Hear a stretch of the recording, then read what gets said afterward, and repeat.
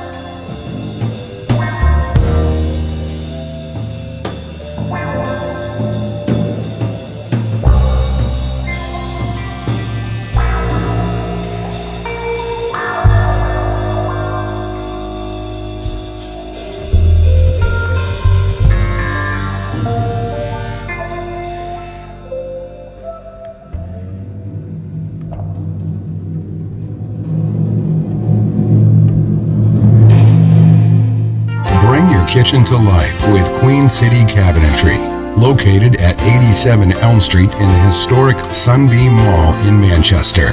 Open Monday through Friday, 9 a.m. to 5:30 p.m. and Saturdays, 10 a.m. to 2 p.m. They can be reached at 603-222-2007 or on the web at queencitycabinetrynh.com.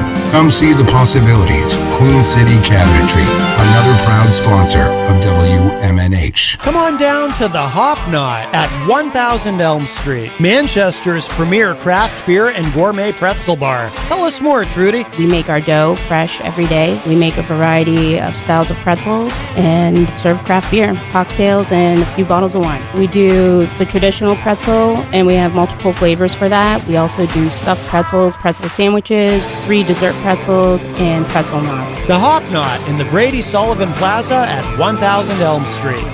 Clemento's Pizzeria.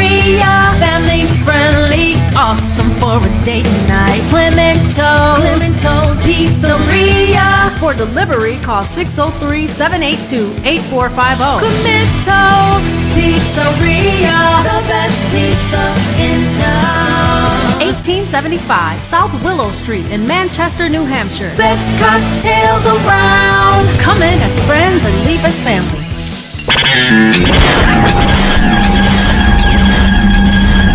You are listening to WMNHLP, Manchester's radio, broadcasting at 95.3 megahertz frequency modulation from the top of 1000 Elm Street. Our studios are located at 1045 Elm Street and licensed to Manchester Public Television Service in Manchester, New Hampshire, USA.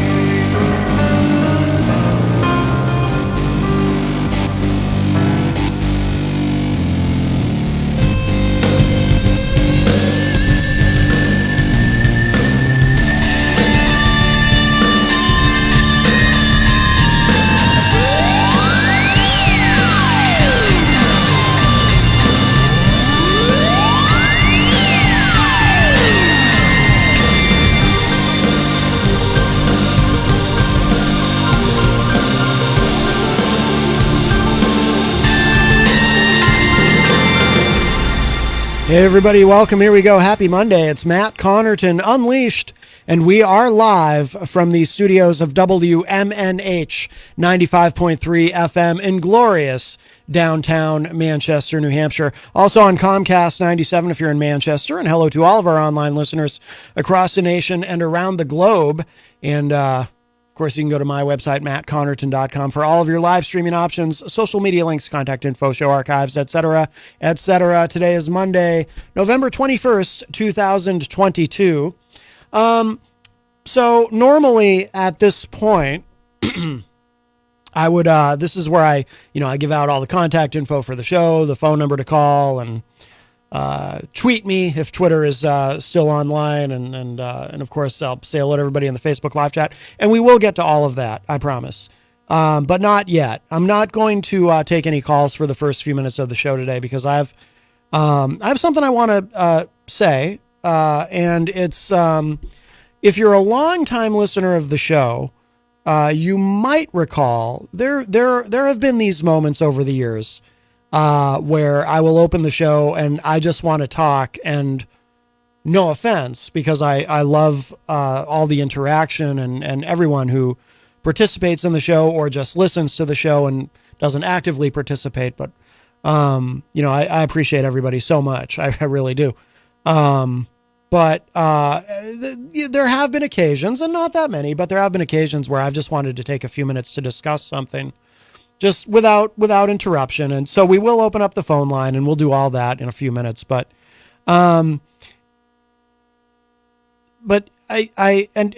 of why I don't want to risk getting sidetracked, because I'm not even sure. This is one of those things where, and this has to do with the shooting in Colorado at the Q nightclub. This has to, or Club Q, it's Club Q, I think it's called. But it's one of those things where I approach, sometimes if I have something to say, but I kind of know what I want to say, but I'm not exactly sure how I'm going to say it. So I might meander a bit, and I just don't want the pressure of having to feel like I got to hurry up and express myself. And I think John Hopwood might be joining us in the second hour. So if I want to take my time and express myself, I certainly will need to get that done before he arrives. While I still have an opportunity to speak. I'm kidding. I love John. I mean, I'm not kidding. I couldn't possibly do this with him in the room, but I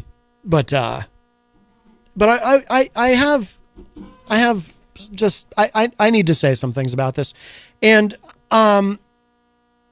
also, longtime listeners may have noticed, there are a lot of mass shootings. This is not, and as far as, a gay nightclub, specifically a place that is very LGBTQ friendly, like Club Q, the first thing I thought of was and I'm sure many people did, the Pulse nightclub shooting in Miami, I believe, a few years ago. But there's so many. I mean, it's such a problem in this country, it becomes blurry. But longtime listeners may have also noticed I don't spend a lot of time on this show talking about these specific incidents and tragedies. And, there might be, on a given day, there might be a mass shooting that happens. And, and I'll come in and I'll acknowledge it and maybe say something about it, but I usually move on to another subject pretty quickly. And if for anyone who's ever wondered, there's a couple of reasons for that. One is, usually when something like this happens, it is saturating all of media and everyone's paying a lot of attention to it. And I just, not to minimize it ever. It's terrible when it happens and it's important to cover. But at the same time, I do kind of like to approach the show in a way where I'm not necessarily talking about exactly what everybody else is talking about, because then it just becomes redundant. If I don't want to come in and do a show that's, the same thing you could see if you turn on cable news, because then what would be the point? And I like doing something that's a little bit different and a little outside the mainstream. But the other reason too, and this is purely a selfish reason, I just find it depressing. And I try to keep the show fairly upbeat, and it's just to talk about something like this. It just makes me so profoundly sad on multiple levels and for multiple reasons. But I've just sort of, and to be honest with you, I have no plan for what, like I said, I kind of know what I want to express. I don't know exactly how I'm going to say it because it wasn't until maybe 10, 15 minutes at most before the show today that I decided that this is what I was going to do, that this was going to be one of those moments where I was just going to say, no calls. I'm not really going to look at the chat room for the first maybe 10, 15 minutes, maybe longer, probably not too much longer. I'm just going to talk because I need to express something. So this has brought me to that point where I just have something to say. And listen, again, if you're a longtime listener, you know I'm not, I don't know if any of this will surprise anyone, what I say or not, but if you are a regular listener, you know I'm not a, grab all the guns kind of guy, blame the guns. That's Second Amendment is an issue where I actually tend to be a little more right-leaning, frankly. I do think we have, obviously we have a serious mental health crisis in this country, certainly. I mean, you've got to be pretty sick in the head to do something like this or to harm another human being on any level, right? But I think that what I want to say is this. Here's what I see going on. And look, I pulled up articles about hate speech and angry rhetoric and violent rhetoric and all of that, and how that influences people and how that has impacted our culture on a macro level. And violent rhetoric leads to violent action and so forth. But I decided I'm not going to use any of that right now. I'm just going to speak extemporaneously for a few minutes and just tell you what I see. And this is all subjective through my eyes. It's rather than, I'm not going to use, I mean, I could use statistics and data to show, well, look, as more and more people go on social media and talk about how much they hate trans people, oh, big surprise, violence against trans people in the United States goes up. Gee, who knew? I mean, there are statistics and data to demonstrate that, but I just want to talk about what I see and how I feel. Here is what I see. I see a lot of I think in some ways we're devolving. I think in the sense that in some ways we're evolving. I think we're on two separate tracks. We're evolving in the sense that I think it's safer to be who you really are than probably any other time in American history. But I think we're devolving in that people who don't approve of who you are seem to feel more free or emboldened or entitled to try to hurt you than what we've seen in a long time. And we can talk about how we got here. And maybe we'll get to that in a moment, but this is what I see right now. I see on social media, we talk a lot about social media on this show, and I'm sure later in the show we'll talk about Twitter as that continues to slowly implode. We'll definitely talk about that later. That'll lighten the mood, because that's not that it's a good thing to see it falling apart, but it is there is humor to be mined from it. But I see on social media, and by the way, I'm not one of these people who says, oh, social media is so bad, social media is ruining everything, social media does all this harm. No, I think social media is a great thing in and of itself, but like any great thing, it can unfortunately be used for nefarious purposes. just like guns. I think guns are great. You can defend yourself with a gun. You can go hunting and kill animals and eat them with a gun. I mean, I couldn't do it. I've never hunted in my life. I couldn't kill anything. I can't imagine killing a deer. It's such a beautiful animal, but I eat meat, so I'm not judging. Believe me. If you're going to eat that deer, go kill the deer. Enjoy. So I'm not a just blame social media guy. People like easy scapegoats and easy answers to what's wrong. And the truth is, it's a complex and complicated world. And, these things require some nuance if you're going to deal with them honestly. So I think social media is a wonderful thing, but like any wonderful thing, it can be used for nefarious purposes. And unfortunately, I think social media seems to lend itself to nefarious purpose and influence, probably more than anything else we've seen. I mean, you know, it's no secret that you can probably the quickest and easiest way if you are looking at data and statistics, if you're trying to figure out the level of angry and violent and hateful rhetoric in this country, what you see on social media is probably a pretty good guide.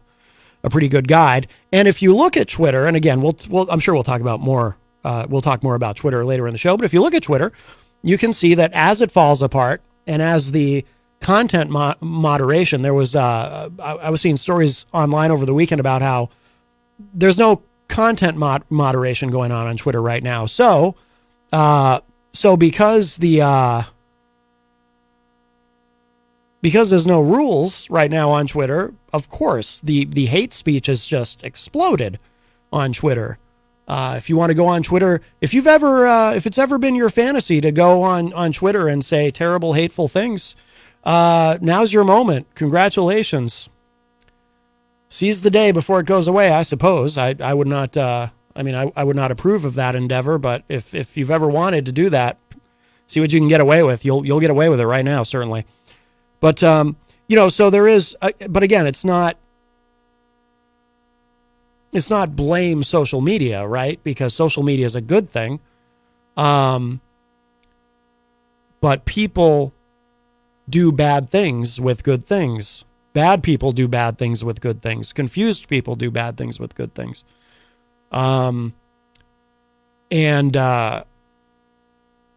We have seen a consistent rise in the proliferation of this sort of anger and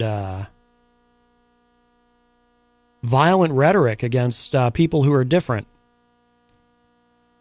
And I want to address, for all the good this will do, right? Because chances are, if you are a hateful bigot, you're probably not listening to my show, because if you're a hateful bigot, you probably hate me.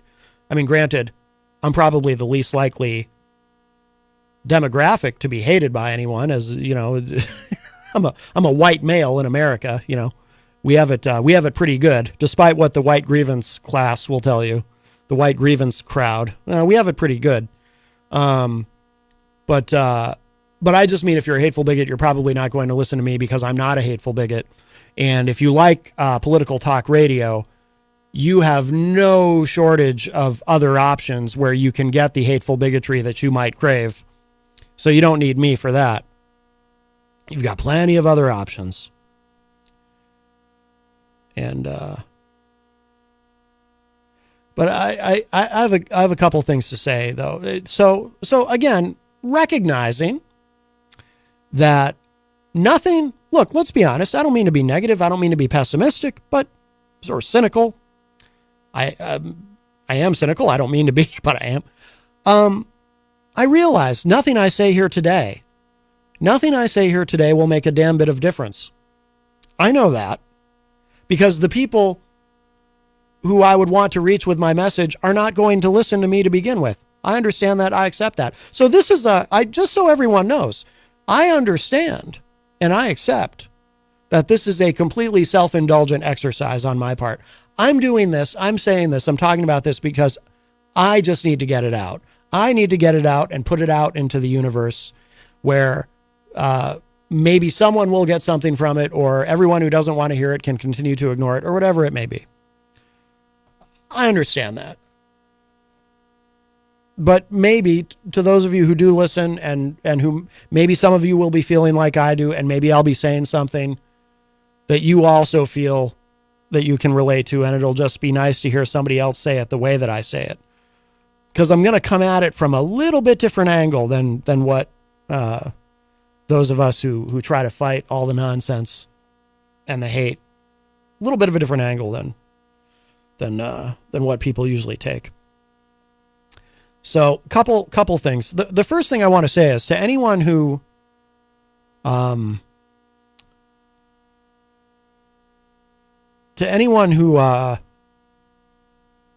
goes through their life really dedicating a lot of time and effort and energy into your hate, you know, like, I don't know, just as a random example, let's say you're part of let's say you're in the Klan and you actually put on a robe and go and march with your other inbred idiots who also put on their robes and with the tiki torches and the whole deal. Just as a random example.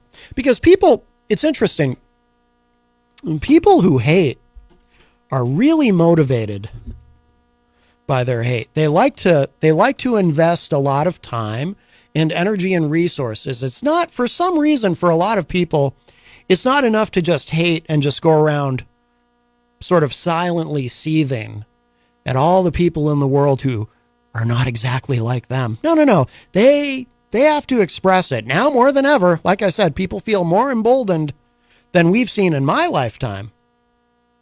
I mean, obviously there's been other times when it's, been worse, certainly,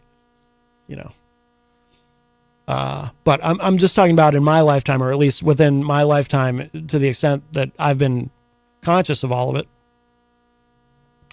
But I would say to people who put a lot of effort into their hate, maybe they start hate groups, maybe, they start online groups where they can connect with other knuckle-dragging Neanderthals and all talk about how much they hate people, how much they hate everybody who's different than them. The thing that I would just say to them, the first thing, I have a couple things. The first thing I would say to them is you just should know, and you clearly don't know, but for all the time and the effort and the energy that you put into your hate, someday you're going to die. And when you die, the world is going to continue on without you, as though you were never here. Not to get existential about it, but that is how it works, right? Life goes on without me. So, when you die and the world goes on as though you were never here, maybe there'll be a funeral or whatever, and people will be, family members and friends will grieve, and then everyone goes on with life, right? But when I say that, think about that. Not only in your life will the people in your life go on, because life is for the living.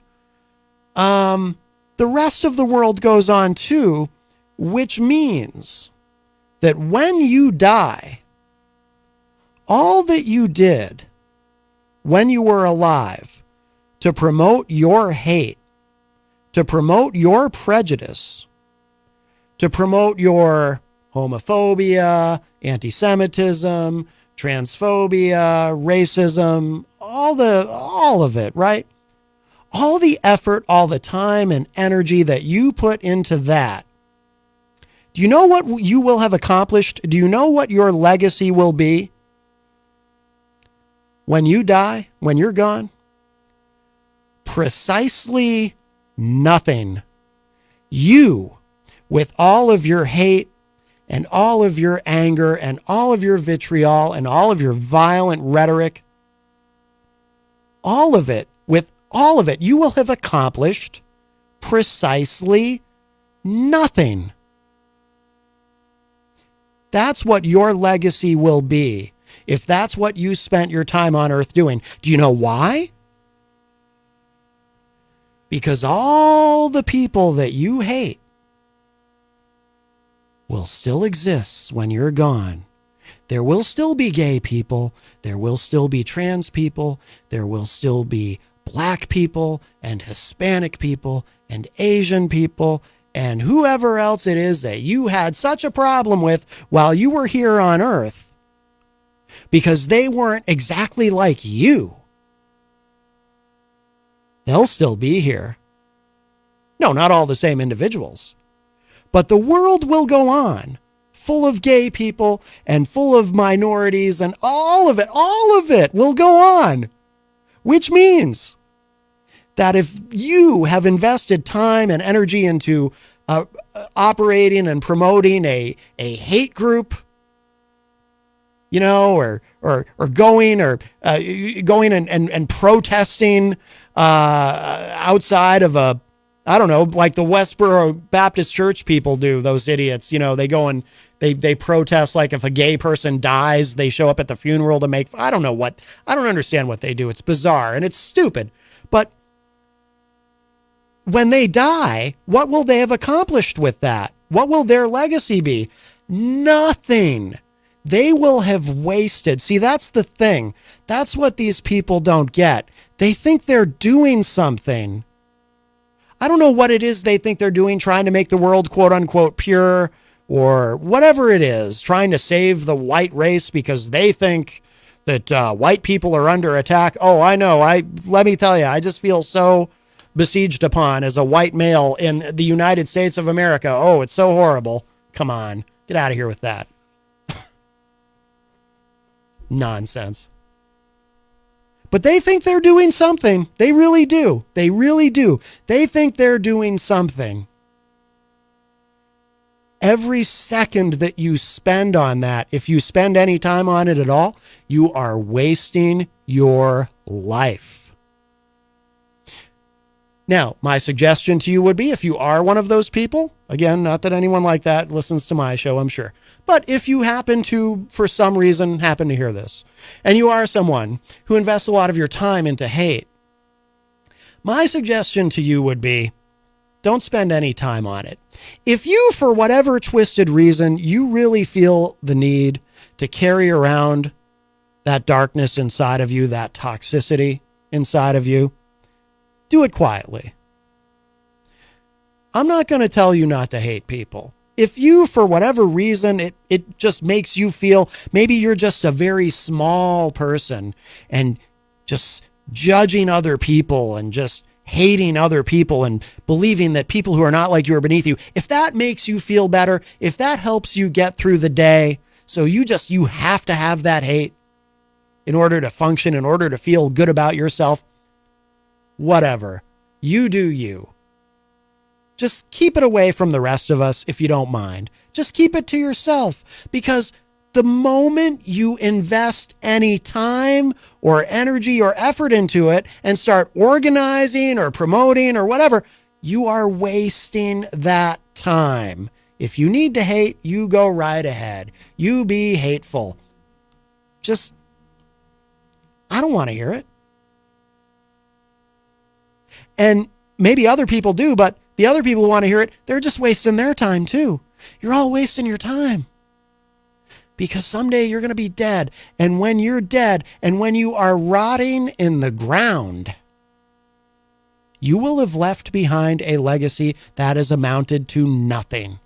Just like Mike in the chat room says, the world will continue to spin. That's right. And guess what? It's going to spin without you. So you might as well do something positive while you're here.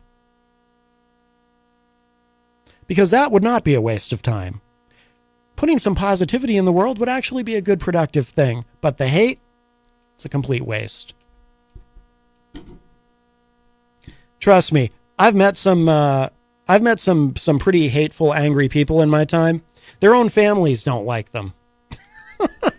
People who are like that. So, you won't even, so no one will even, if you're that type of person, no one's even going to miss you.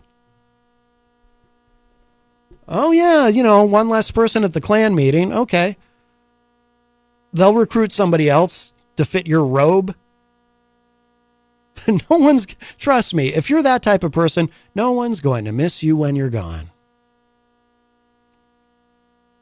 So that's one thing I would say. The other thing I wanted to say is, before I get to this part, and this is where I want to be very careful. I don't want to be misunderstood. And again, if you're just joining us, I'm not taking any calls right now because I just want to get through this part of what I want to say today uninterrupted, because I feel moved to speak on this, but I didn't plan this. But because of what just happened and the shooting in Colorado, I felt moved to say this. So the other thing that I want to say is this. So you've got, obviously, I talked about like people in the Klan, for example, people who really are hardcore in their hate. But then you've also got, this is what I see. We were talking earlier, I was talking earlier about the rise in violent rhetoric online that we've seen over the years. It's exploding right now on Twitter because there's no moderators to tamp it down. People just feeling emboldened to express it. I think a lot of it is people feel threatened by it. There have been studies, by the way, that indicate that people who are unusually highly homophobic, it's usually because they're dealing with something they haven't quite come to terms with yet. I know, big surprise, right? But there's been just such a rise in anger against anybody who's different, and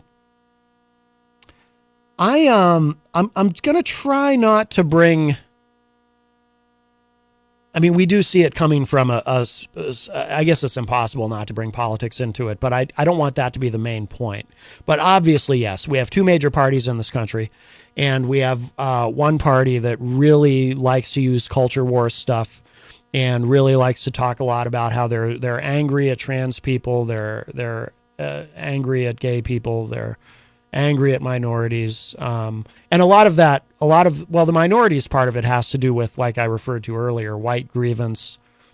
There is a message that is promoted that people buy into, that if you're a white person in America, all of your problems, whatever economic struggles you might have, it's all because of it's all because of minorities in one way or another. I mean, the message, the way they get that messaging across, it's a little more subtle than that. They don't just come right out and say it's all because of minorities. There's a little bit of nuance to it, and it's a little more implicit than it is explicit. But that's the underlying message, right? Here's what I want to say about that.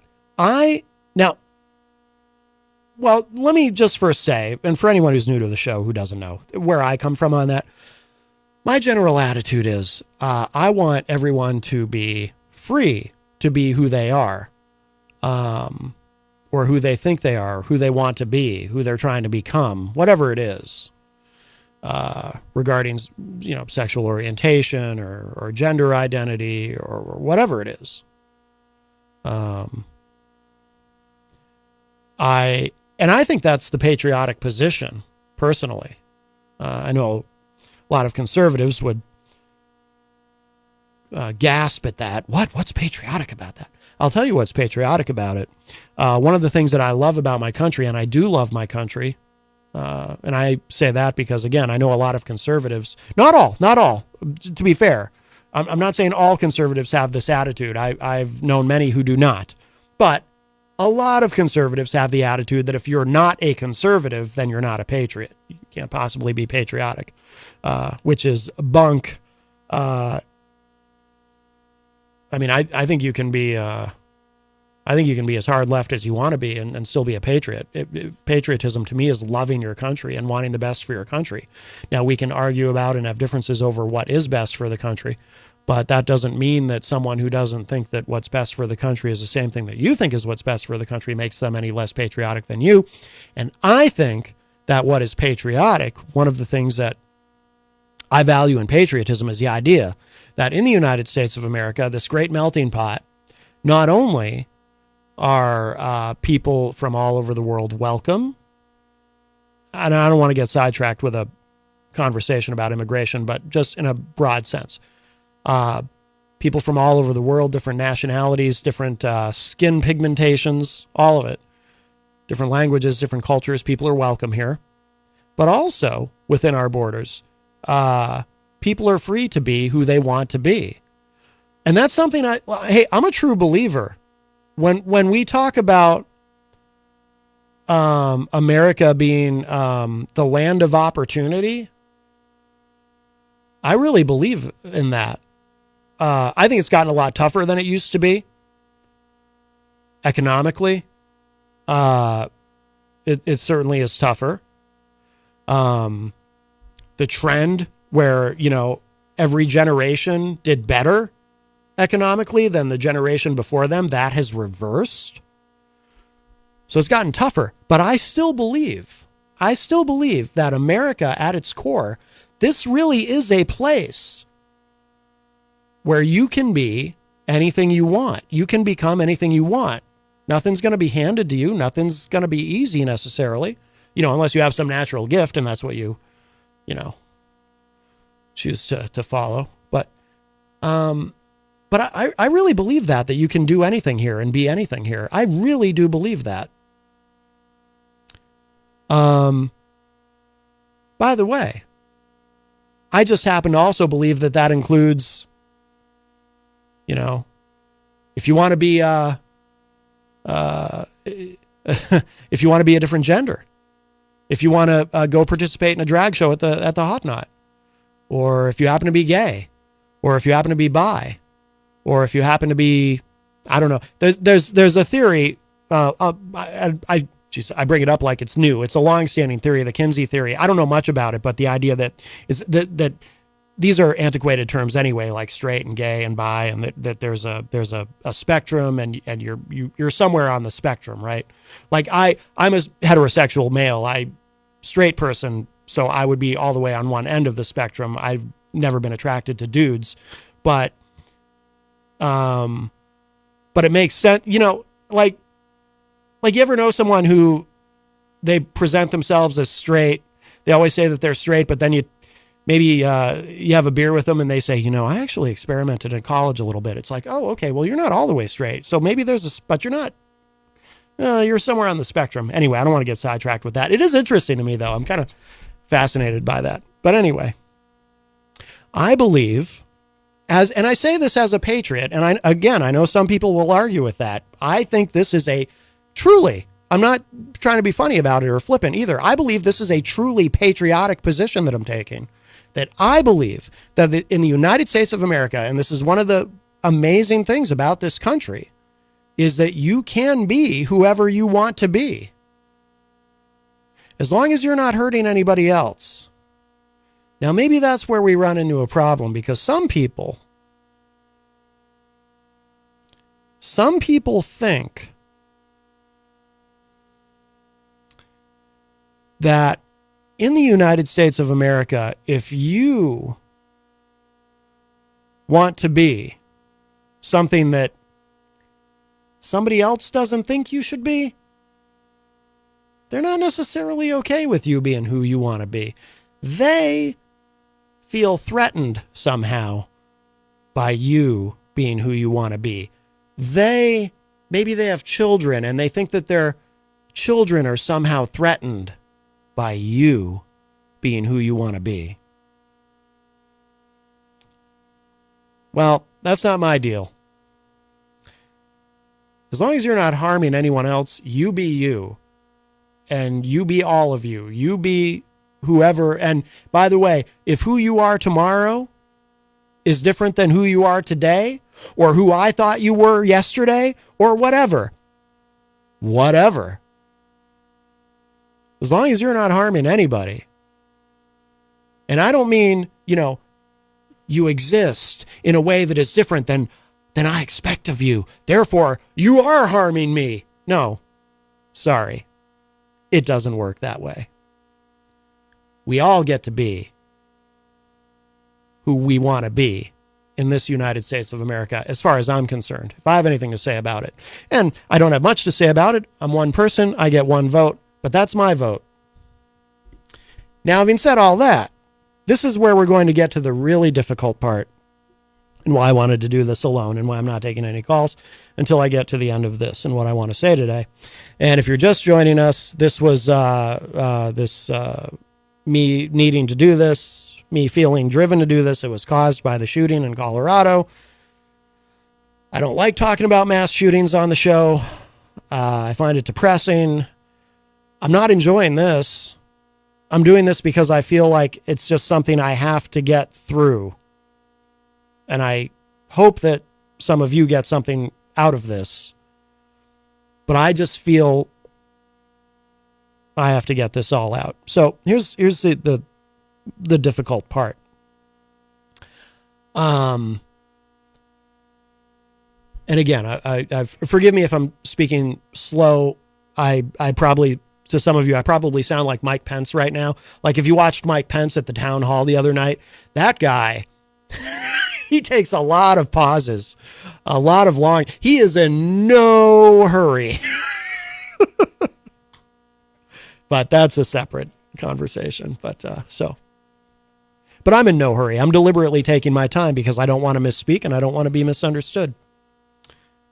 And again, some people will misunderstand me no matter what. I understand and accept that. That comes with talking about difficult things. All right, so yeah, I'm procrastinating as we get to the difficult part because it's going to be difficult. And again, this is just me. This is just how I see things. I'm not myself a religious person. That is not that should not be taken as a rejection of the idea of God or anything else. But I do not. I'm not particularly. Well, let me put it this way. You know how I was saying earlier about things can be good, but used for nefarious purposes? Well, I think organized religion can be good. I think that, Catholic Charities actually does a lot of great work, for example. I think my dad will appreciate me acknowledging that. Doesn't mean I agree with the Catholic Church on everything, certainly. But Catholic Charities does some great work. But unfortunately, my issues with organized religion stem from my perception, and I felt this way for a very long time. My father will be maybe even surprised to hear me say this, but I've actually felt this way from a pretty young age. I believe that organized religion, and not all organized religions are the same in this regard, but I believe that to one degree or another, most organized religions are far more political than they are spiritual and have far more to do with politics and promoting political agendas than they have to do with God. And Christianity, in a broad sense, because there are many denominations within Christianity, I see a lot of both on social media and just out in the world and just what I've observed over the course of my own life experience. I see a whole lot of Christianity being used as a method and a delivery mechanism for messaging and so forth. For politics, I see far more of that than I see people using people using Christianity to promote anything having to do with the guy that the religion is named after. I see people who worship wealth, whereas it says in the Bible, and I don't know what book it's in, I probably won't even get the quote right because I haven't been to church in quite a long time. I was raised Catholic, and I did go to my dad sent me to a Catholic school from grade 2 to grade 8, St. John's in Concord, St. John's Regional School. But it does say something in the Bible about it is easier for, what is it? It is easier for a camel to pass through the eye of a needle than a rich man to enter heaven, something like that. You know, gluttony, I think, is one of the 7 deadly sins, if I'm not mistaken. Christ, as far as I know, the only example that I'm aware of, I might be wrong, I could easily be wrong, the only example that I know of Christ in the Bible actually losing his temper, violently so, was when he goes into the temple or the synagogue, and he sees the merchants, or I think in the Bible they're called money changers. He sees the merchants selling stuff like they're having a arts and crafts fair or something in the temple, and that's not what you do there. And Jesus is like, not in my Father's house, and he flips over some tables, and he flips out, and he's angry. So this is just my perception. I see a lot of the promotion of political agenda, and I rarely see anyone promoting anything having to do with anything that Jesus seemed to care about, because Jesus, the version of Jesus I learned about, and maybe I misunderstood something, he seemed very interested in things like healing sick people and feeding poor people and empathy for others, and, you know, human beings actually caring about other human beings and being concerned with the welfare, the well-being, the health and well-being of other people and so forth. These are things that Jesus, again, maybe I misunderstood. I probably did. But that's what I thought the deal was with Jesus. But I look at the way that people use Christianity politically, and I see, for example, the prosperity preachers who preach that, no, God actually wants you to be rich. Oh, that thing in the Bible about it is easier for a camel to pass through the eye of a needle than a rich man to enter heaven. Oh, just ignore that. That's just, don't pay any attention to that. Oh, by the way, though, the thing in Leviticus about gay people, pay very close attention to that. That's super important. And we're all really, really hyper-focused on that, almost obsessed with that.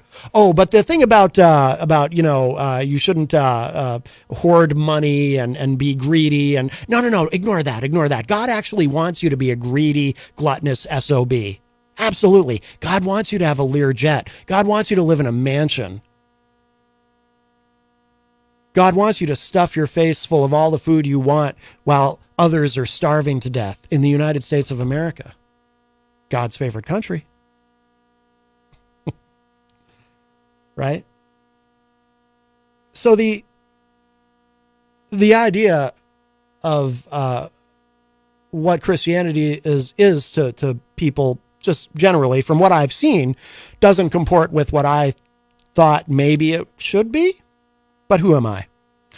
I've often said I think a lot of Christians practice what I call ironic Christianity, where they call themselves Christians and they go through the motions of calling themselves Christians, go to church on Sunday, whatever, while actively trying to have as little to do as possible with anything that Christ actually said. Because this is, okay, now we're getting to the really, really difficult part of what I want to say. I would ask people who very often they present themselves as coming at this from a Christian perspective. If you truly believe that being gay is a sin, fine. You don't have to be gay. Solves that, doesn't it? Now, and I'm just using this as an example. You could apply this to being trans. You could apply this to anything. But just keep it simple so I don't get too lost in what I'm trying to say here. If you have children and you really believe that being gay is a sin and you're deeply concerned, well, first of all, I would be really careful about how you communicate that to your children. Because what if one of your children actually is gay and you've invested time and effort and energy into convincing your children that it's a sin to be gay, and one of your children is gay, and then you wake up one morning and you realize that the child who thought he was gay has hung himself in the garage as you're getting ready to leave for work because he was convinced that he was a sinner and a terrible person. Things like that happen. Things like that happen. So I would be careful with that. But in a broader sense, look, I don't know how to talk a religious person out of believing that, because I don't buy any, I don't believe it's a sin to be gay. I think people are born gay. First of all, I mean, the idea that it's a choice doesn't make any logical sense to me. Like, who chooses their sexuality? I didn't choose to be straight. I'm just naturally attracted to females. At no point growing up did I ever stop and think, now which way do I want to go with this? Do I want to like girls or boys? Well, all my male friends seem to like girls. I guess that's the cool thing to do. No. Doesn't work that way. You're attracted to who you're attracted to. It's not something you decide.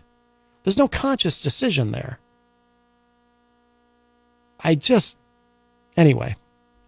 So that's never made sense to me. So I don't believe it's a sin to be who you are, as long as you're not harming anybody.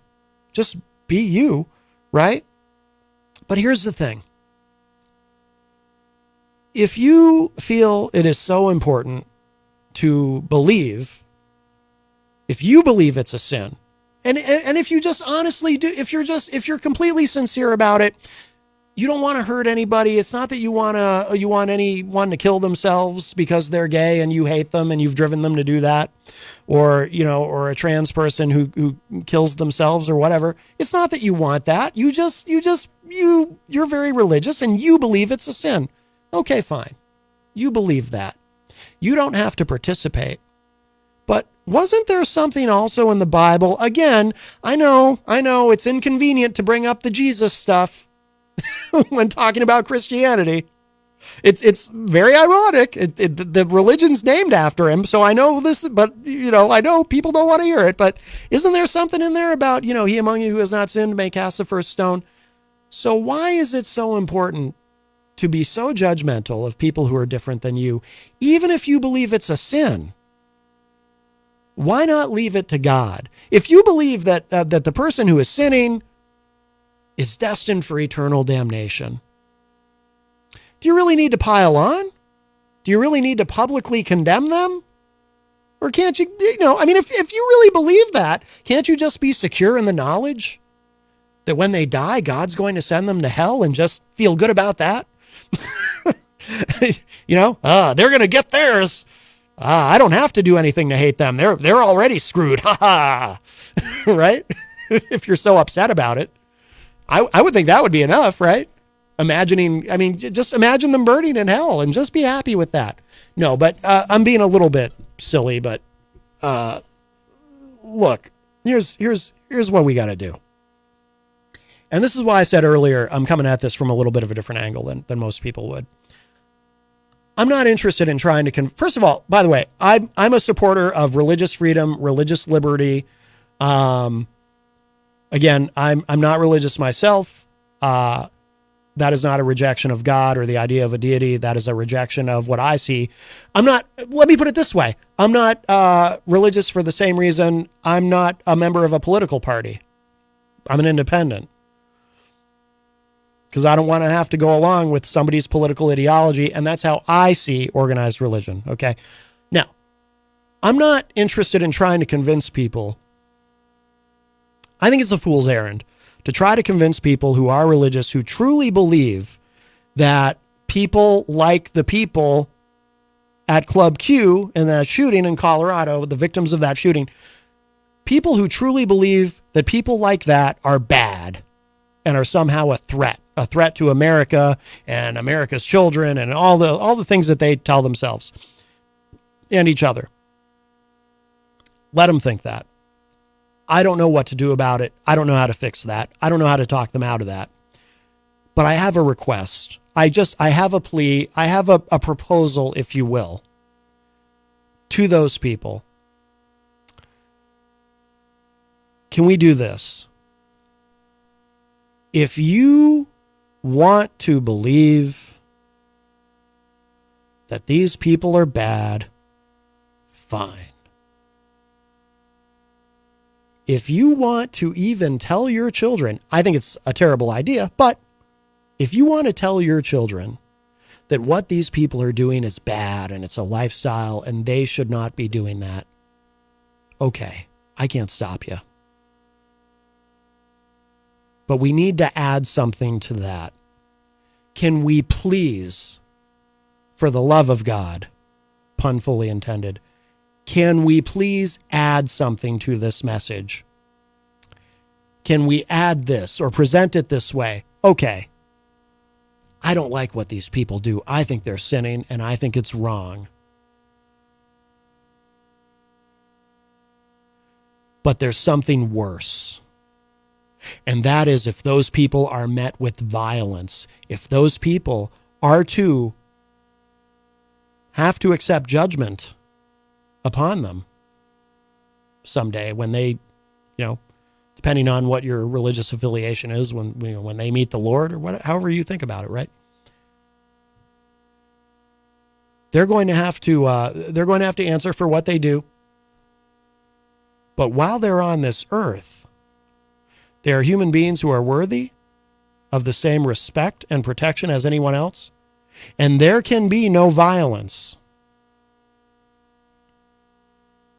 If you're going to go out into the world, or if you're going to go on social media, I'm putting this responsibility, yes, I am. I'm putting this responsibility on everyone who traffics in the culture war, the conservative culture war stuff, all the anti-gay stuff, all the anti-trans stuff, and anti-immigrant stuff, although that's a little bit different, but this is more about, these people, this isn't Club Q, it's an LGBTQ, kind of funny that's named Club Q. I assume has to do with LGBTQ and not QAnon, obviously. The person who did the shooting was probably a QAnon freak for all we know, for what it matters. But here's the thing. You should be, let me put it this way. If you're bothered by these kinds of people and you don't like what they do, fine, be bothered by it. But there's something that should bother you even more. There's something that should bother you even more, and that is these people being harmed. You should be bothered by anyone being harmed. Okay, you don't like them because you think they're going to somehow harm your children. Well, I think that's stupid, but fine, you think that. You're a parent, you have a right to think that. But you don't, hey guys, I'm not going to bring you on yet. You can come in and sit down, but I need to finish what I'm doing first. Then we'll do the second hour. Okay. So if you want to think that, actually, it'll be interesting to hear what Miriam thinks about this, but we'll do that shortly. So if you want to think that, fine, but please attach to it. There has to be an anti-violence message attached to it. And I don't see any reason why anyone who feels the way that they do, if you are coming at it from a religious perspective and you genuinely feel that what these people are doing is so terrible, I don't see why you can't say, I don't agree with it, but in the United States of America, they have a right to be who they are. And I'm not saying that if everyone changed the message, if everyone who's so anti-LGBTQ, I'm not saying that if everyone changed the message and added this on, almost like a, like a caveat, by the way, don't hurt anybody. I'm not saying that that would make all of this go away and these terrible tragedies stop. I'm not saying that, but there might be less of it, and I know people who engage in the culture war stuff, no one ever wants to take responsibility for any of it, right? No one ever wants to think, oh, maybe the intolerance that I put out into the world contributes to this problem. Nobody ever wants to think that. Nobody ever wants to take responsibility for any of it. I understand that. I'm just asking you, think about it a little bit. And can we tweak the message a little bit? If you have to hold on to whatever prejudice you have, and you really feel that you want to instill that in your children too, like I said, I don't know how to talk you out of it. I don't. So I give up on that. I'm just asking you, can we add on a reminder though about no violence? We can be as judgmental and silently seething about those bad people we hate so much because they're different than us. We can do that as much as we want to, but we cannot hurt them. We cannot hurt them because, and again, I go back to what I believe is a patriotic ideal, and that in the United States of America, you get to be whoever you want to be. And no American should ever have to feel threatened, in danger, harmed, gunned down in a nightclub for exercising their right to be who they want to be.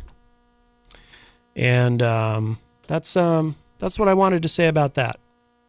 So we are at the top of the hour. We will take a break. And when we come back, John Hopwood is here and Miriam Banish is here. And we're going to play a little song, show some love to our amazing sponsors. And we will be back with hour number 2, Numero Dos. Don't go away.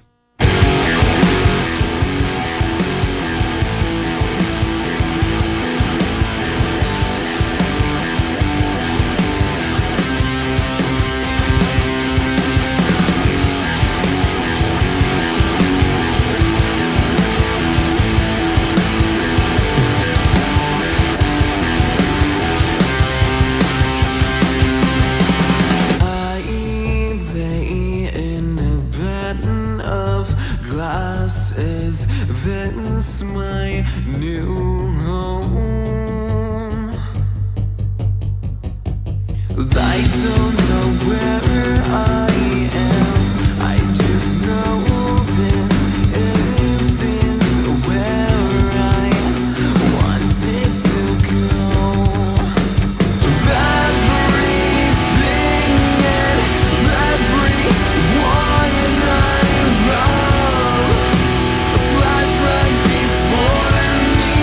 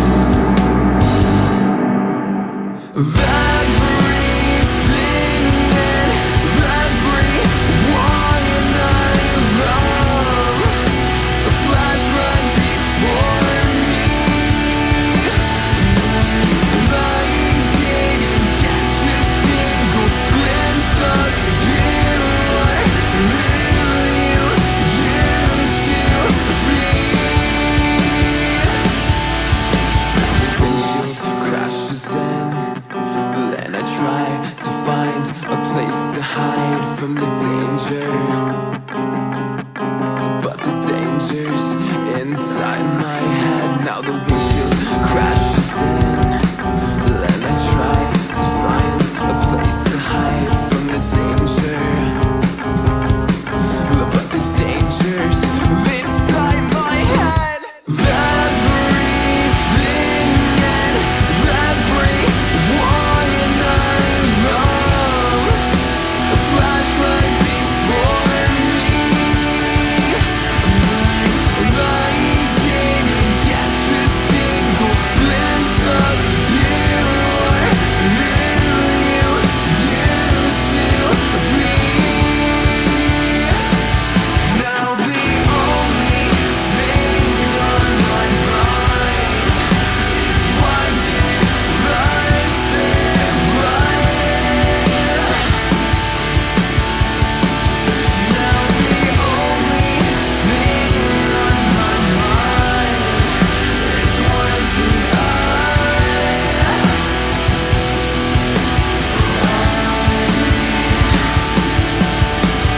Your face was all I saw.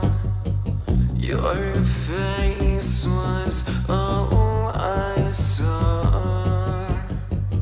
Your face was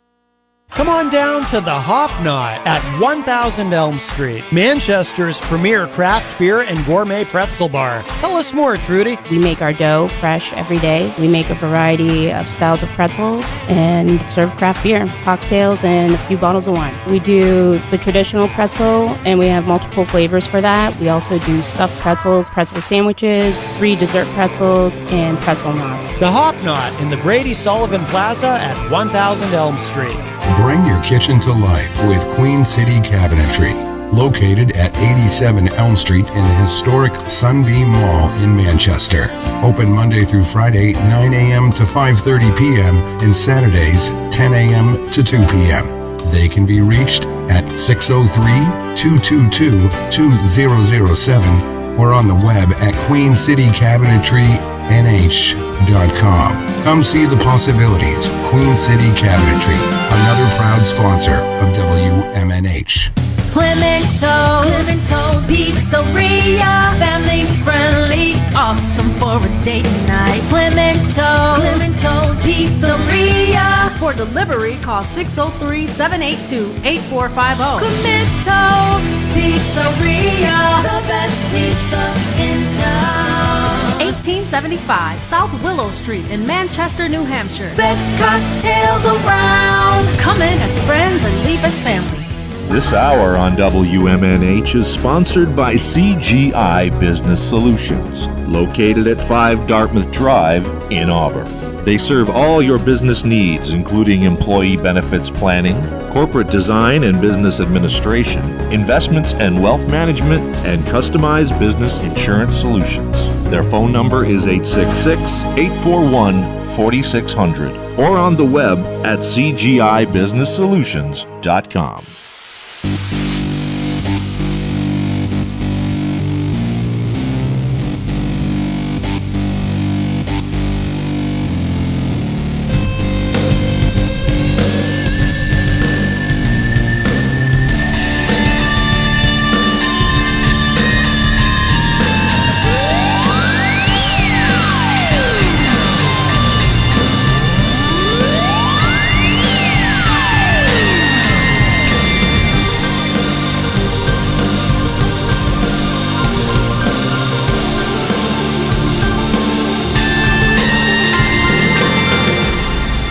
Hello, everybody. Welcome back. We are well in hour number 2, numero dos of Matt Connerton Unleashed, and we are live from the studios of WMNH 95.3 FM in glorious downtown Manchester, New Hampshire. Also on Comcast 97 if you're in Manchester, and hello to all of our online listeners across the nation and around the globe. You can go to my website, mattconnerton.com, for all of your live streaming options, social media links, contact info, show archives, etc., etc. Today is Monday, November 21, 2022, and I am not alone.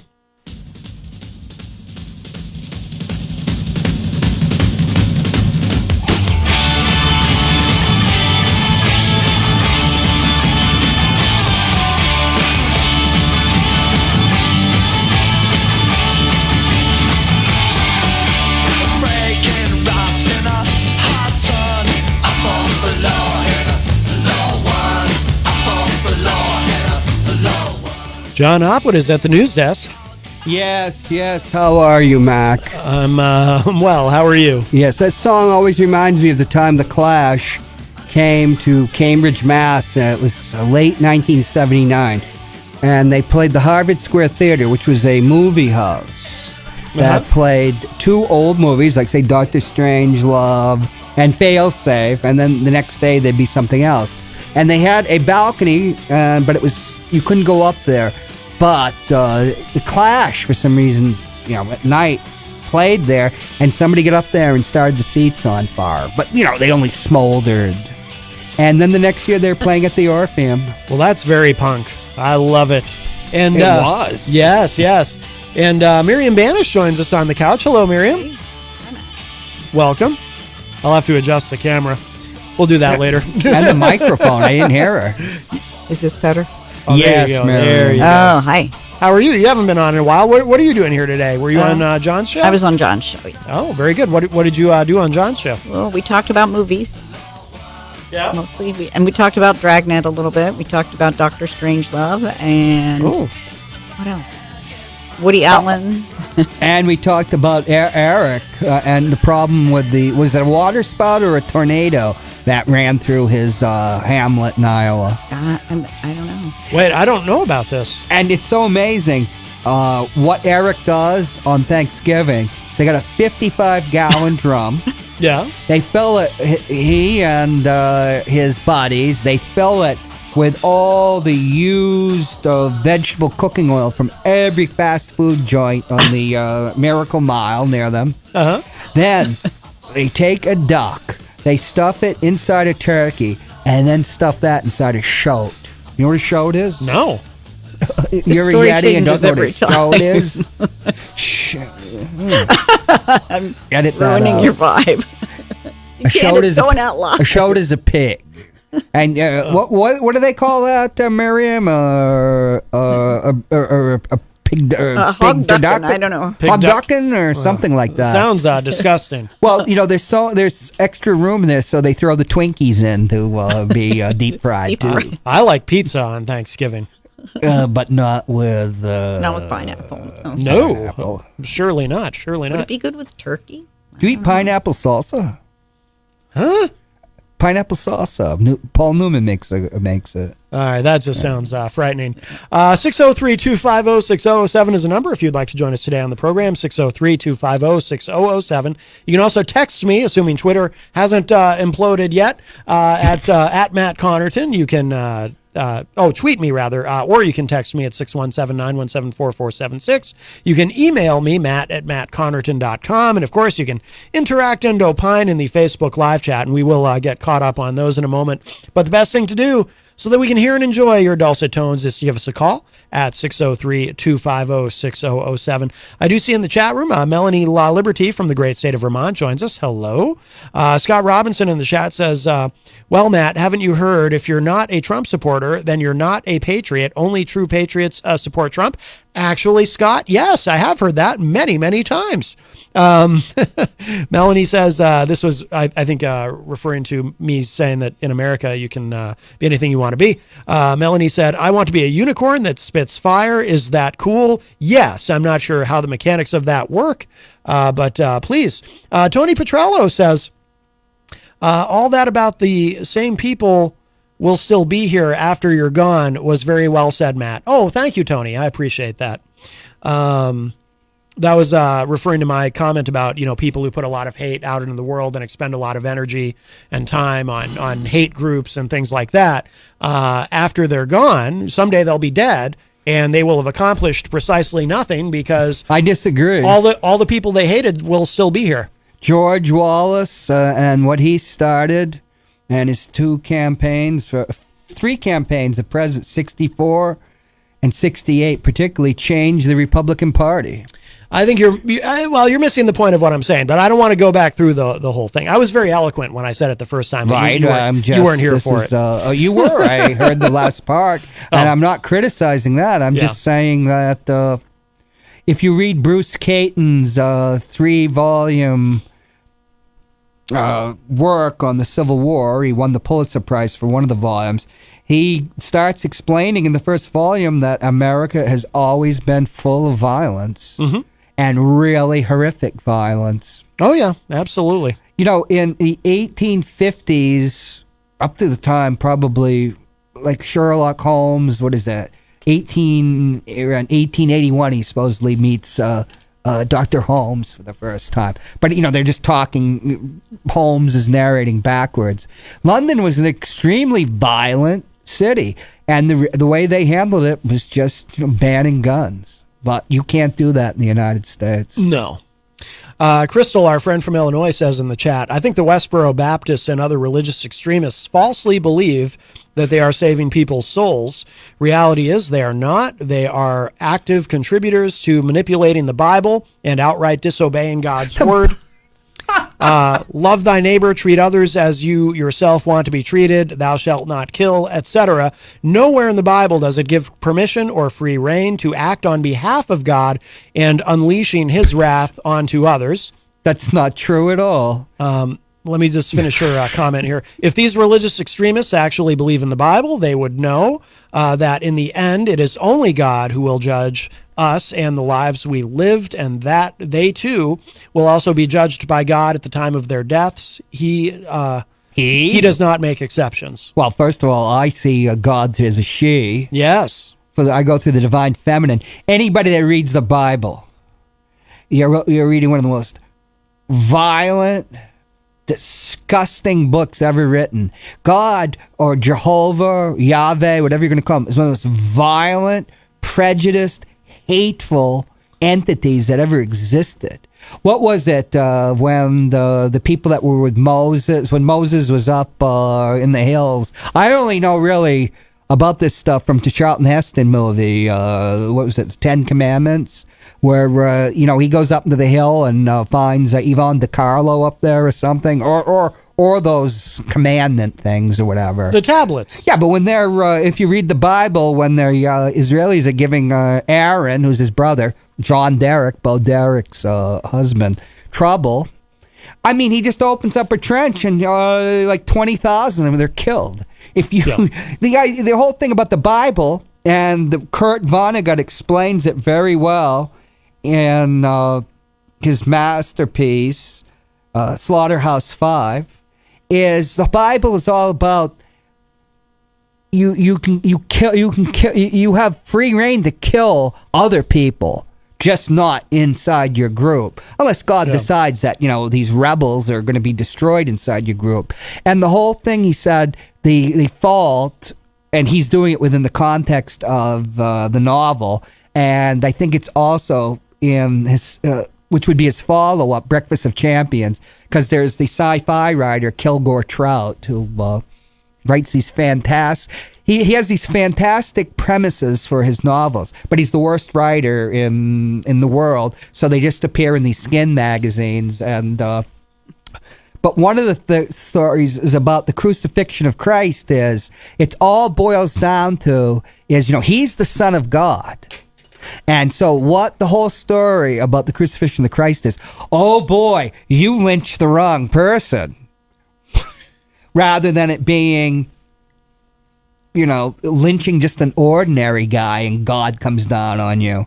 No, you lynch the Son of God. Boy, you're in trouble now. So it's not against lynching. It's just against lynching the right person. Just to offer some context, I think Crystal was she was responding, and again, you weren't here yet, so in fairness, you didn't hear it, but I think she was responding to my commentary on.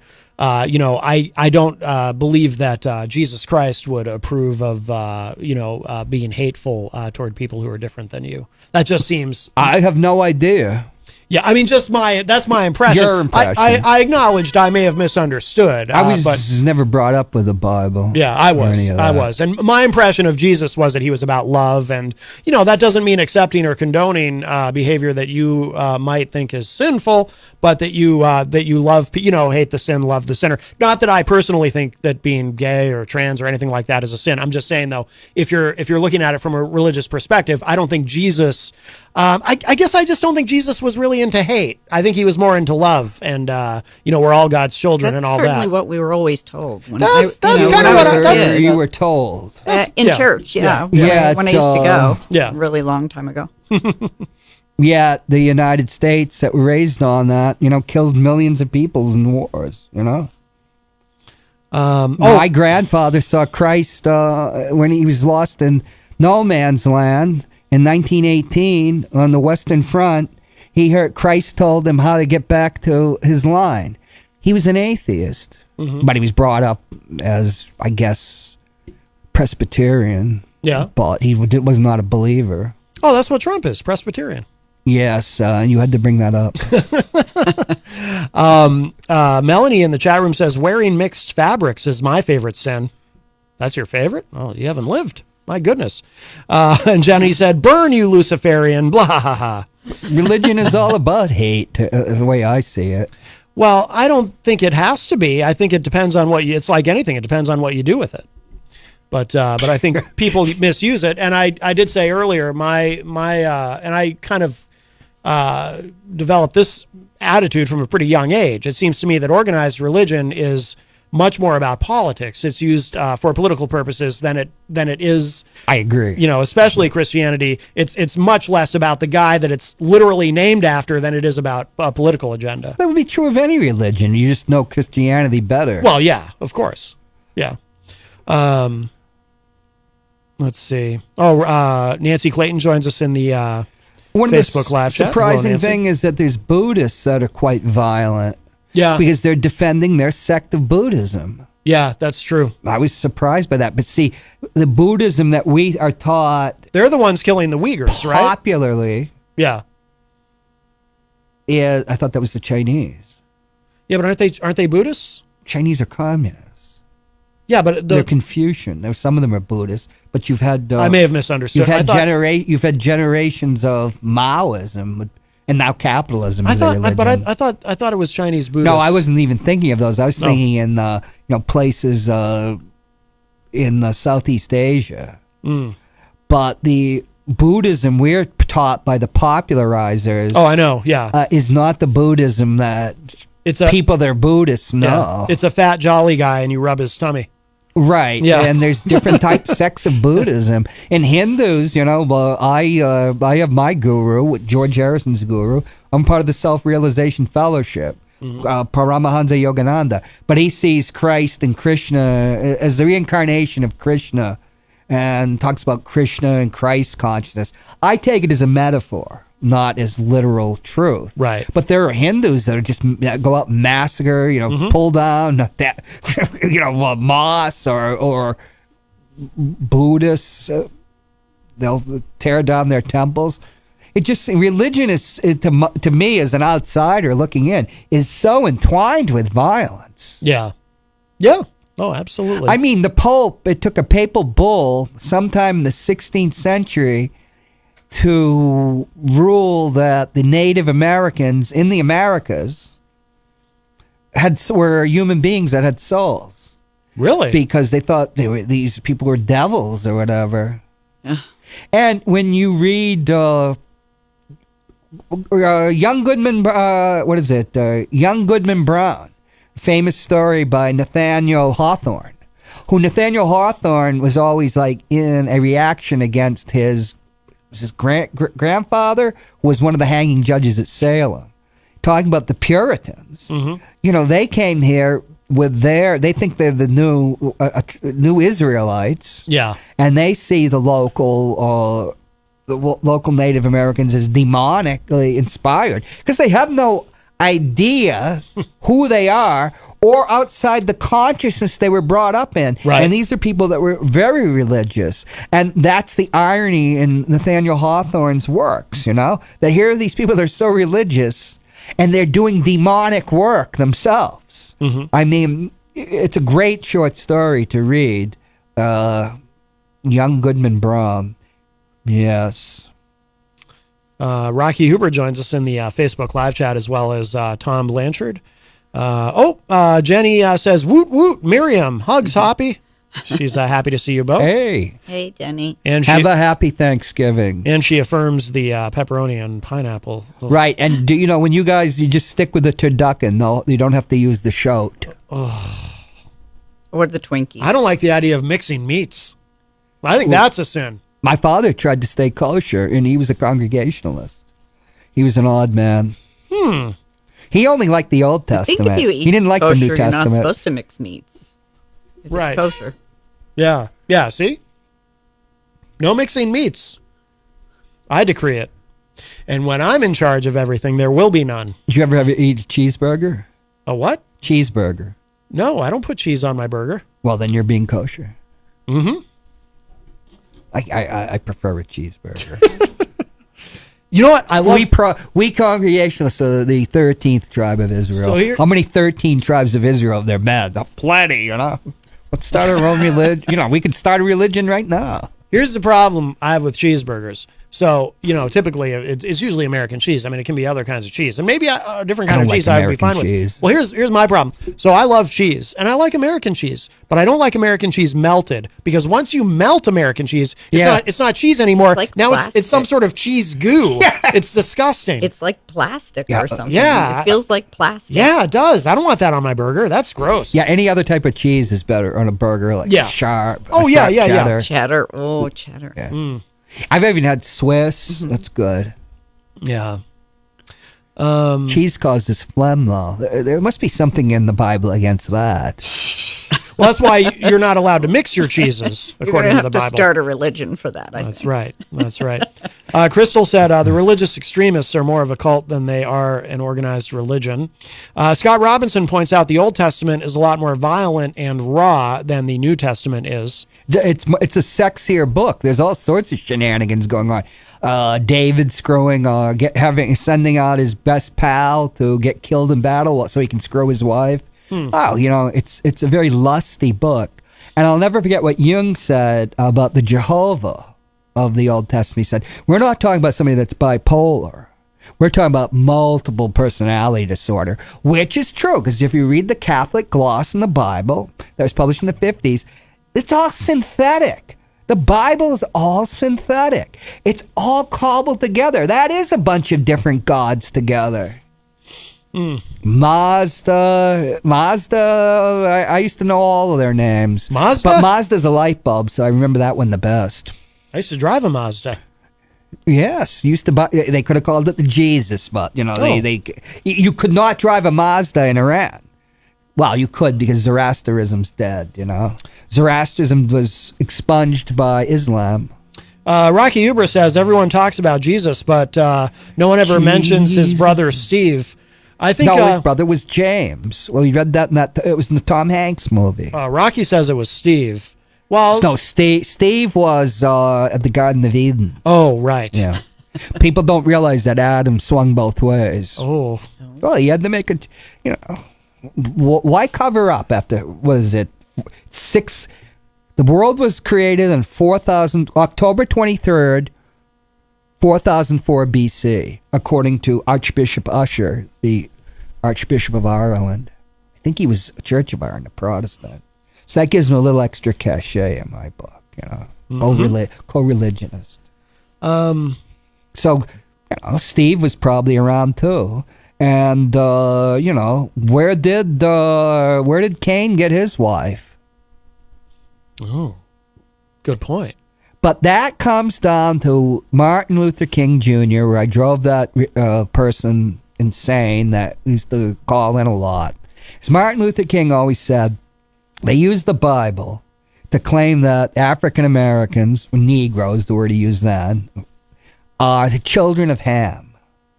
You know, they use the Bible in this hateful way to denigrate a whole race of people. Mm-hmm. And that's religion. That's what I see as a vehicle. Because when you read about George Wallace, they're saving, by supporting segregation, they're saving Christian civilization. Oh, by the way, Jason Fedderson says in the chat, Melanie La Liberty does not mix meats. Well, that's good. Well, that's also, yeah. That goes back to the Garden of Eden with Steve and Eve. Hey, I want to You don't talk want to about mix meats. I promised earlier to because it was a pretty heavy first hour. I wanted to lift the mood with something, but let me just give the number one more time, and then I want to talk about something else here. 603-250-6007. Can I just say something? I'm sure I agree with everything you said. Most likely. 603-250-6007. I mean, you're very smart. Yeah, that would be the religion you're talking about was the religion that I would think that I would be a part of. Yes. But in reality, you know. Right. Ooh, boy. What do you think? Anybody, any guesses on how much longer Twitter lasts? Stock Tesla sucks down 55%. Is it? Yeah. Wow. Oh, my goodness. Wow. Yeah, did you see this over the weekend? There were stories about people are posting entire movies on Twitter, and because there's no content moderation There's right now. That whole department is gone. And then, so Musk, he announces Trump is allowed back on Twitter, which puts Trump in a hilariously awkward position. He said he doesn't want to be on it, according to the Wall Street Journal. Right, because he's got his own thing, Truth Social. But how long is Truth Social going to last? Yeah, it's a disaster. Yeah. Oh, so Musk actually needs Trump. Yeah, that's the and thing. then Kanye West is back, I think. I think so. Too. Yes. Yeah, it's remarkable. Well, there's an old staple of politics, anti-Semitism. You can never go wrong hating the Jews. There is a lot of... Unless you're Hitler there is a and lot wind of up it. being just bombed.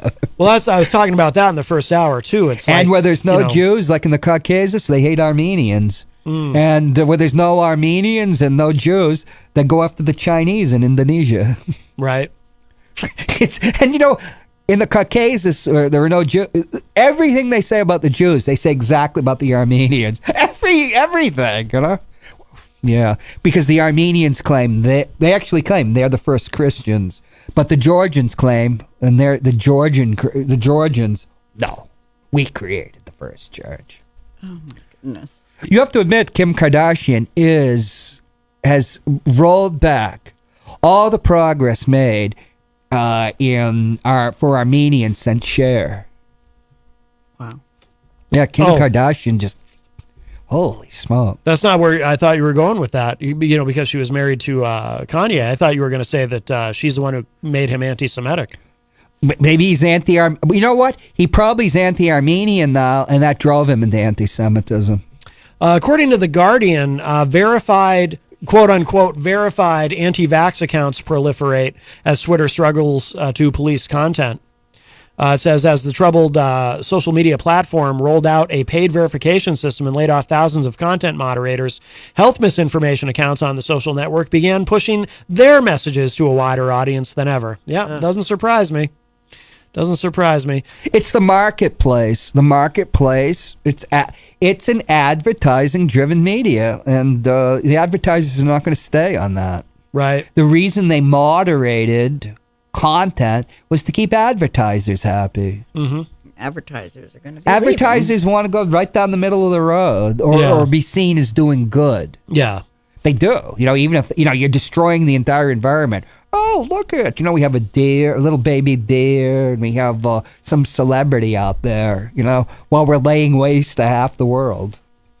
It says here, under Musk's new direction for Twitter, several anti-vaccine accounts with tens of thousands of followers are now verified by paying $7.99 a month for Twitter Blue. Social media sites have long struggled with misleading information and content moderation. Sarah Berry, a vaccine advocate, said social media companies, quote, only respond when something gets reported on, but they're not actually proactively watching these groups. There's always been misinformation on the platforms, unquote. Yeah. Some tools like verification on Twitter were meant to address impersonation on the platform by verifying the identities of government officials, public agencies, celebrities, journalists, and others. But the tools are now being used to create a false sense of validity in order to spread dangerous falsehoods, including about vaccines. And groups on other platforms like Facebook continue to circumvent moderation by making minor changes to their names and the terms they use to promote anti-vaccine agendas. Oh. Yep. I'm not liking it. Yeah. Well, I mean, it's all going to go away soon. This is, I mean, because, you know, like John, you were talking about advertising. He can't, he's driven away any potential advertising. And that's at one point, supposedly he was trying to figure out how to attract advertisers. And in lieu of being able to do that, he said, oh, we'll just charge everybody who wants to be verified $8 a month. See, that was going to make up the income. Right. But they're hemorrhaging so many Twitter followers. Yeah. Twitter is not a very popular forum. It is compared to like maybe, you know, my website, but it's not up there with TikTok or even Facebook. It doesn't have those numbers. Instagram, I don't know how it compares to Instagram is really good. Right, but it punches above its weight because of the important people that used it. Celebrities, you know, at the beginning of Twitter, they gave accounts to people like that guy that took over from Charlie Sheen on the 2.5 Men. And, you know, celebrities. Ashton Kutcher. Right, yeah. You know, and they would get these followers. And then all of a sudden you had all politicians and cabinet members and all that. And like I said, if you're in the media, you can actually send you have a better chance of contacting somebody going through Twitter. Yeah. So media people, if Twitter is gone, you know, Yeah. The clock is ticking on that. I don't know how he saves it. I don't know how he possibly can.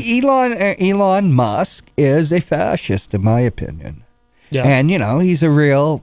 I don't think he has any kind of enlightened self-interest at all. I mean... I can't say the P-R-I word. You know, I actually had to cut back the rose bush, and I had gloves on. I was very careful to avoid the pricks on the rose bush. Yes. Yeah. Well played, sir. Yes. Also, thehill.com is reporting on another subject. Ron DeSantis closing the gap with Trump in a new poll. Trump's through. Yeah, I still don't think so. I hope so. I think so. John and I disagree on this. I'm curious what you think, Miriam. John thinks Trump is through. I think he's going to be the nominee. What do you think? Oh, boy. I don't want him to be, so maybe I'm just going to be blind to it. He'd make a Democrat a winner. Yeah, I guess. He'd bring in the whole slate. But Republicans still love him. God damn, make him the, even old Joe could win again. Well, that's the thing, yeah. As long as he can't win. General Burnside in the Civil War, as Abraham Lincoln said, snatched defeat out of the jaws of victory. It looked like the Democrats were going to take a real trimming, and it didn't happen. True. One of the things was, and Matt was right about this, and I might be just reading into what you said, but offering the loan forgiveness, because so many people of a generation are crushed with loans. I can't even imagine how much debt there could be, because after we were like at university, and you went to LSU and LSE, London School of Economics, excuse me. Yeah, I told you I had dyslexia. That's okay. I mean, they were run as educational institutions. Now universities are run as like a money machine for the benefit of the chancellors and the presidents and those administrators. So people get saddled with debt. You know, the cost of an education, postgrad, not just postgrad, every education, even undergrad, it is just skyrocketed. It's just untethered from any type of inflation. Right. And so the Democrats did very well with young voters. Mhm. It did. They don't like to vote. Probably. They never did from the beginning when they first could vote. 18-year-olds in 1972, they didn't go. They never went out and voted. So they're probably lucky that the Texas judge who struck down the debt forgiveness, or at least now has stalled it, probably lucky that happened after the election. I don't know. I just know that the old Uncle Joe, who's like their great grandfather, showed that he cared about them. Yes. And so they went out. Tom Blanchard says Trump won't make it through the first round. I disagree. I think he's going to be. I think it's just going to be like. He's had it. I think it's going to be like 2016, 2015. That's because you're a Kiss fan. How long have they been on their final tour? It's been a few years. Few years? Yeah. Haven't they been on the final tour for 15 years? No, that's they that had is- like final tour that- 1, no, final that's tour not 2, true. That's not final true. tour 3. That's a misconception people have. That is absolutely not true. Oh, sure. No, it is. That is a misconception. Non-Kiss fans think that. Hey, at Walmart, they've got these figurines, Kiss, the old classic lineup. Yeah, Yeah, $50. of course they do. Yeah. Kiss is the most heavily merchandised band in history. I just wanted you to know that in case you wanted some kitsch. You know who's the second most merchandised band in history? Give us a clue.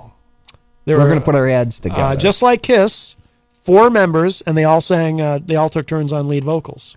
The Beatles? Yes. I think they'd be number 1. Nope.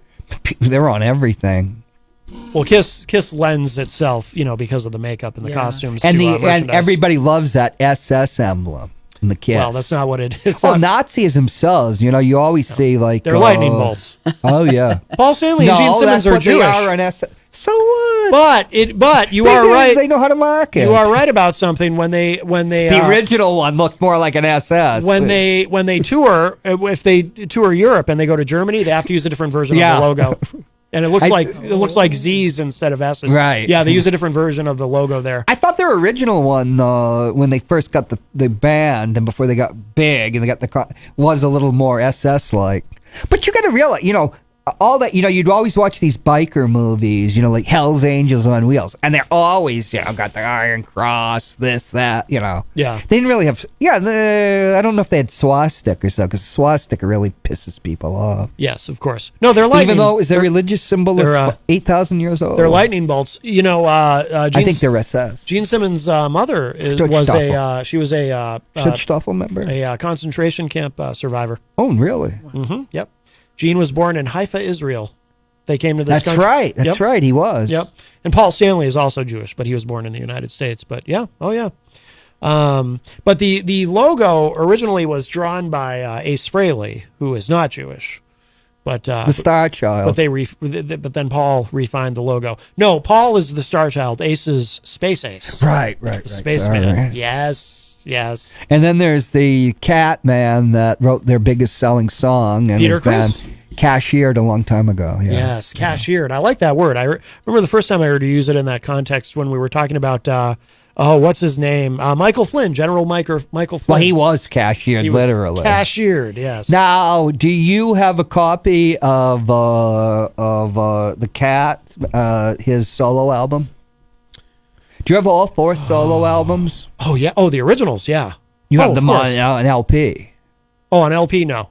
Oh, okay. I'm just, your No. Christmas is coming up, and your fans might want to give you something. No, I'm fine with, I prefer digital media anyway. What do you do with scratchy old records? You send them here. Well, some people You collect send them. them. We have the Brady Bunch album. True. Oh, yeah. That's true. The one thing about LPs, they wore out. Yes. They got scratched. Mm-hmm. The needle wore down and tore the record. And they can sound really awful. But nothing sounds better than vinyl, pre-scratch. Nothing sounds better than vinyl. I can't hear the difference. Really? You can kind of restore them a little bit. This is a thing my Yeah. cousin taught me. Yeah. You spray it with a little bit of pledge, and then you run the record, and it kind of recuts the groove. Yeah. But then if you get a fingerprint on it, you get an echo. So. Yeah. And then it's a whole weird experience. But not everyone can hear the difference. You can't hear the difference. The normal person can't hear the difference. Somebody like I lived with this woman who was a classically trained musician. She could hear stuff I couldn't hear. Yeah. And a conductor at a top orchestra can hear a hemi, semi, demi quaver, which is like 128th of a note. Oh. Wow. Yeah, it's like Stanley Kubrick could tell gradations of light better than any cinematographer. He could tell if light was off. But a conductor who has to, of a symphony orchestra who has to conduct all those instruments has such a refined and extra otherworldly sense of this of sound, what the building blocks of music. It's like ridiculous. Oh, by the way, Jenny said in the chat, "Don't be an ass hoppy," but I'm not sure what she's referring to. Jenny, please clarify. You don't want if she doesn't want you inundated with a bunch of old crappy albums. Oh, maybe no. Probably besmirched. No, records got besmirched too. You use them to put a TV dinner on the album. But they sound so you can't. Not everyone can hear it. I can hear it. They sound warmer. There's a warmth to vinyl that you don't get from a CD. I think that's psychological conditioning. No, nothing sounds better than vinyl. The Nazi comments in regards to Kiss, Jenny said, regarding the band's No, that logo. was, many people commented that it was the SS, and just like you said, it's banned in Germany. Right. But but it was something that before you had the internet, people would talk about. Oh, of course, it. yeah. But nobody took it seriously. Right. Nobody would ever take it seriously. Right. But you have Peter Fonda going around on a chopper before Easy Rider, where he's romancing Nancy Sinatra. And he's got like the Iron Cross and that. Yeah. Even Jack Nicholson was in. What was the one he was in? Was he in Hell's Angels? No, he was. I used to know all those biker movies. Oh, really? Oh, yeah. You never liked biker movies? Well, you are significantly younger than I am. Yeah, I've never seen Easy Rider, believe it or not. I've never. It's pretty dated, but it was hot when it came out. Scott Robinson says in the chat, to this day, I regret getting rid of my Huey Lewis and the News record, the first one I ever owned. Oh. Toss it out. It's not worth a damn. Well, he already got rid of it. Good for you. He says he regrets getting rid of it. And no regrets. New Affirm of the Spark says, we love the Beatles. We watched them on the Ed Sullivan Show. # Matt. Sure you did. I actually did. Did you really? Yeah. Oh, yeah. Wow. Well, there was only, 3 channels. He watched Ed Sullivan on Sunday. Was it Sunday? I may have been in the room when it was on, but if I was really little. Maybe. Was that Sullivan on Sunday or Saturday? You're asking me? Disney was on Sunday. That's a cool at least to watch. Yeah. And when Walt Disney died, I've mentioned it before, they had to bring Dick Van Dyke out to explain to the kids because he had been in Mary Poppins, right? Which I was forced to watch when I was like 5 years old at the old Bedford Drive-In. Years later, I was watching it and I realized that Julie Andrews was a very sexy woman. Yeah. Maybe that was part of her charms. You have to go off to see these terrible, when you have kids and stuff, you have to go see these terrible movies to keep the brats happy. And then suddenly, look at that. What movie? Mary Poppins. Oh, okay. I have seen that. Yeah, Julie Andrews, she had back, man. To use an 80s term or 90s. Oh, yeah. Holy, I don't remember that when I was 40 years old. My anaconda don't want none unless she's got buns, son. I tell you what, you watch that Mary Poppins now, and then you have those turtles leering at her. It's obscene. I wouldn't show it to a kid.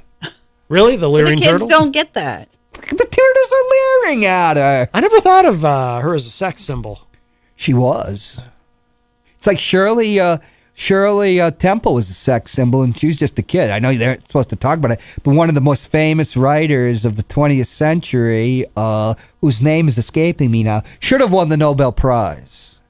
But he was both left-wing, Catholic, and English, and you couldn't have an English author win the Nobel Prize was a Catholic. What's his name?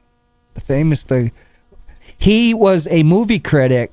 And he wrote that the reason that Shirley Temple was so popular is because old men were going there and leering at her. Oh. And in England, the libel standards are much lower. And he had he was no longer the reviewer, but he became a great novelist. Graham Greene.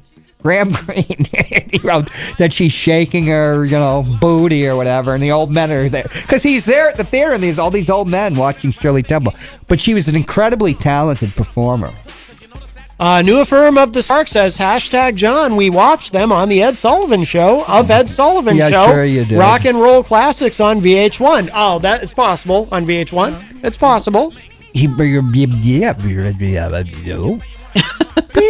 See? Yeah. And New Affirm of the Spark also said, definitely, we say it is true. I believe New Affirm of the Spark. The human beings are so strange. What do you mean? Well, the whole thing is the death instinct, which Freud talked about. I mean, the political theory that, what's it called? Critical race theory comes out of the Frankfurt Mind School. Adorno. Oh, didn't you hear? We're teaching it to kindergartners now. Well, it comes out of... You didn't know that? Yes. Oh, yes. I work in a school and I didn't know that. Yes, we're teaching kindergartners to hate everything white. It's true. But I don't remember what you didn't hear Adorno. I heard Tucker Not Carlson. happening at my school. I heard Tucker Carlson saying it just the other day. Well, he needs to get I don't listen he to needs him. to juice up the ratings. Now you made me forget where I brought up Adorno. Now they have these critical race theory CDs you can play when if you're with child, right? And you put the headphones up to the womb and you play these CDs about critical race theory, so you can get them started on it young. Make sure that they these liberals are out of control. Yeah. Yep. These liberals. Actually, critical race theory is rooted in neo-Gramsciism, but that would take a good 20 minutes to explain. Neo-Gramsciism? You can't sum that up in 2.5 sentences? Well, do you know about the scientific Marxism? Yeah, I just don't know how to explain it, but that doesn't mean I don't know about it. No, I don't know about it. And then we'd have to go into Bertolt Brecht and play Galileo. Yeah, obviously, and we just don't have time. Right, because you want to, like what's his name? Tucker Carlson. Thank God I said Tucker, huh? Uh-huh. Yes, you want to truck in these memes that get you ratings, and we only have a few minutes left. That's true. And somewhere I brought up Adorno, must have had something to do with Julie Andrews. Now, why does Baby Got Back by Sir Mix-a-Lot get a pass? No one ever says it objectifies women or anything. Is it because it's body positive? Maybe it's actually got a positive message underneath the objectification. Because if you criticize, you'd be a racist. The song is pretty funny. No, but I mean, it's positive, right? Well, because it's like saying rap like that, it's like saying, Two Live Crew. Like when he says, he didn't get a pass. Well, Two Live Crew is very different though. Two Live Crew is not positive. that was pretty. That's not but positive. It was so outrageous. It was beyond the. But this is beyond the. But this is so funny. This is right. But this is a positive song. He says, Cosmo says you're fat, but I ain't down with that. I mean, that's a good. That's a good positive. Just that one album, the one that got banned in Florida. Two Live Crew. Well, it was so outrageous, and they're obviously their lyrics are, yeah, it's really out there for a reason. Yes, yes, of course. They made it was so absurd. It's like Dragnet, the second Dragnet. Right. I noticed that people when you watch Quincy, he talks with his hands, and the people on Quincy talk with their hands. Maybe it's an older type of acting, but ethnics, urban ethnics, like Italians, Jews. You go to New York or Boston, they did talk with their hands. And we've talked about that. Bill Clinton, who came from Arkansas, where people are barely literate and have to unzip their flies to count to 10, he would use those hand gestures because they do psychologically get through. Elocution. Yeah, yes. elocution. Yep, just like the silent movies. I'll have to listen to the show to find out where I went wrong again. Where you went wrong with what? With where I brought up Adorno after talking about Julie Andrews. Adorno, isn't that that's we're talking Adorno, about the Frankfurt. That's talking about Graham Greene and. Oh, I thought you were talking about isn't that a pizza? Adorno. It's not delivery. It's Adorno. No. Now you're being anti-Italian, man. Oh boy. Abbondanza. Well, it is in the 70s. That's a spicy meatball. That's not racist, is it? Yes, it is. Well, I don't know if it's considered racist anymore. Good. I'm glad you said that. Now I'm relieved. I don't want to be canceled, as we say. All right, we are out of time. Or have your kneecaps broken by a mafioso. That's true, yes. Well, I have my stepmother's family is Italian, so I figure I'm covered. But where are they from in Italy? It depends. They're from upstate New York. If you're from above Naples, oh boy. And the more northern you get, like Giuliani, the less Italian you are considered by the Italians from the South. Because mostly the Italians that not only came to the United States and Canada, but I think 1/3 of all the people in Argentina are Italian descent. The Italians went all to South America too. And they mostly came from the southern regions, Naples and below, and Sicily. Because it was poor. Yes. And they were welcomed with open arms, you know. Well, you know what I mean. They were allowed in. They weren't exactly... You can watch The Godfather 2 to see what it was like. Mike Palapita from one of our great sponsors here at WMNH Queen City Cabinetry says, Italians are great people, just saying. Yes, absolutely. Italians in Italy are the friendliest, nicest people I've ever met in my life. The most beautiful women are in Rome. Oh, That's all I'm saying. All right, we do have to go. Miriam, wonderful to see you. Thank you for joining us seeing you today. too. Yes, and thank you, John Hopwood. And so you taped your show today, and it will air on Wednesday afternoon? Yes. Excellent. Yes, it will. Very good. I think we should edit it, though. Oh, you're going to edit it? I think so. Why, did something go awry? What didn't go awry? Wrong? Oh, my goodness. I know, Skype did a thing. Oh, well, really? You know, Skype did numerous things. I think the pressure cooker blew up on the turducken. Well, the turporkaducken. You can't be too careful. All right, if you missed any part of today's show, it will be up in just a little bit at WMNHradio.org and at my website, mattconnerton.com. And that does it for us for now. I will talk to y'all a little bit later. Bye, everybody.